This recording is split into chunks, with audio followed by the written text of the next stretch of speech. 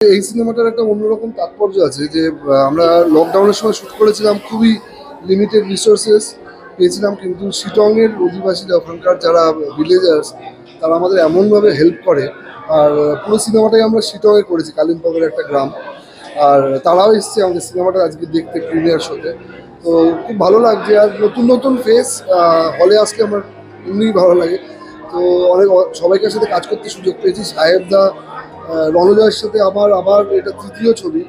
আর গানগুলো অলরেডি অনেক পপুলার হচ্ছে। তো সব মিলিয়ে বেশ ভালো লাগছে। আমার মনে হয় মানে তোমরাও আজকে সিনেমা দেখবে, দেখে বলো কেমন। একটা অন্য রকমের একটা ছবি বানানোর চেষ্টা করেছি, আর সবাই খুব ভালো পারফরমেন্স দিয়েছে। একদম ফ্রেশ জুটি। তাছাড়াও আছে গুলশানার একটা জুটি আছে, আত্মদীপ আর গুলশানার দুটো কাপল আছে।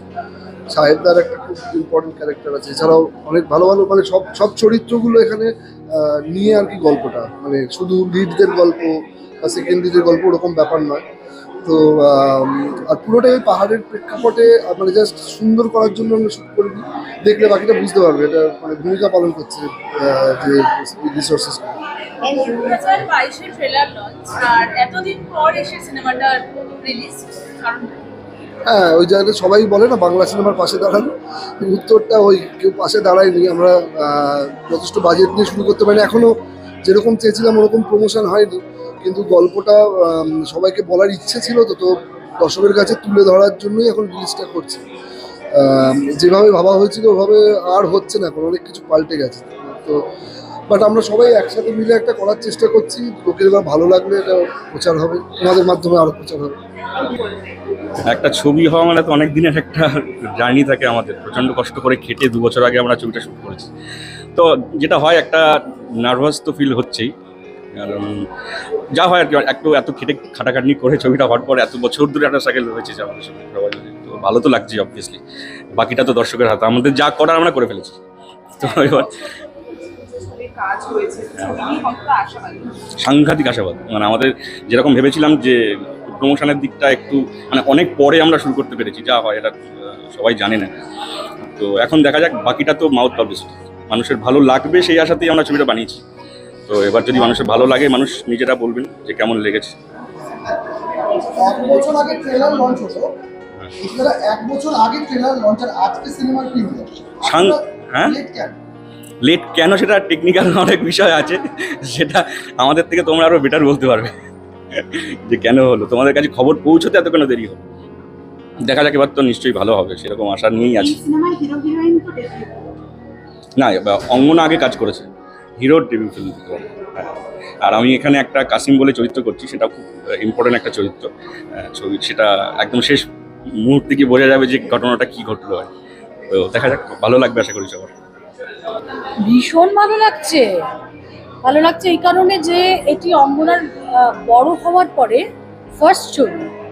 কারণ পারিয়া রিলিজ করে গেল আগে সেকেন্ড ছবি হিসেবে, মানে ওটাই ফার্স্ট হয়ে গেল। আর লুকোচুরি হয়েছিল আগে, মানে শুটিংটা হয়েছিল অনেক আগে, 3-4 বছর তো বটে, 3-4 বছর আগে। এটা রিলিজ করলো দেরিতে, সেই অর্থে ওর সেকেন্ড ছবি, কিন্তু আদতে তো এটা ফার্স্ট ছবি বড় হওয়ার পরে। এই জন্য বলছি যে ওর বড়টা কিন্তু একেবারে ছোটবেলায় 4 বছর বয়সে তরুণ মজুমদারের হাত ধরে আলো ছবি, ঋতুপর্ণার যে বাচ্চা মেয়েটা সেটাই কিন্তু এই আলোই হচ্ছিল অঙ্গনা, সে বড় হয়ে এখন নায়িকা। শিলদার ছবি, বন্ধু বান্ধবদের কাজ সব দেখার জন্য একবারে এক্সাইটমেন্ট হচ্ছে। এবার ওয়েট করছি কখন ছবিটা দেখবো, কেননা ভালো ভালো অ্যাক্টাররা রয়েছে, শিলদার নিজে ভালো ছবি বানায়, তো অপেক্ষা করছি। আর কিছু? Thank you. দর্শকদের বলবো যে আসুন সিনেমা হলে, বাংলা ছবি অপেক্ষা করছে আপনাদের জন্য। আপনারা আসবেন, দেখবেন, তারপর আপনারা রায় জানাবেন, তাহলে আমরা আরও বেটার কাজ করতে পারবো। যারা এই ছবিতে কাজ করেছে, যারা ডিরেকশনে রয়েছে, সবার আনন্দ হবে, তারা আরও বেশি এনকারেজ ফিল করবে।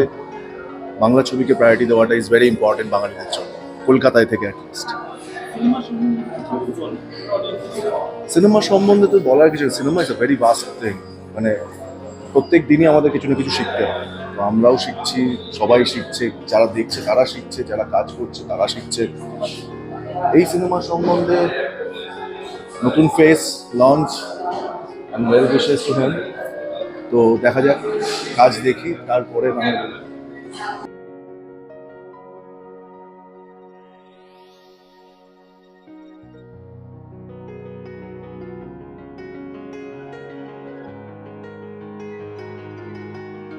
এই ছবিটার জন্য অনেকদিন ধরেই মানে আমি অপেক্ষা করছিলাম। অনেক পুরনো ছবি এটা আমরা শুটিং করেছি প্রায় বছর দুয়েক তো হয়েছে, 2-2.5 হয়েছে বোধহয় মোস্ট প্রবাবলি।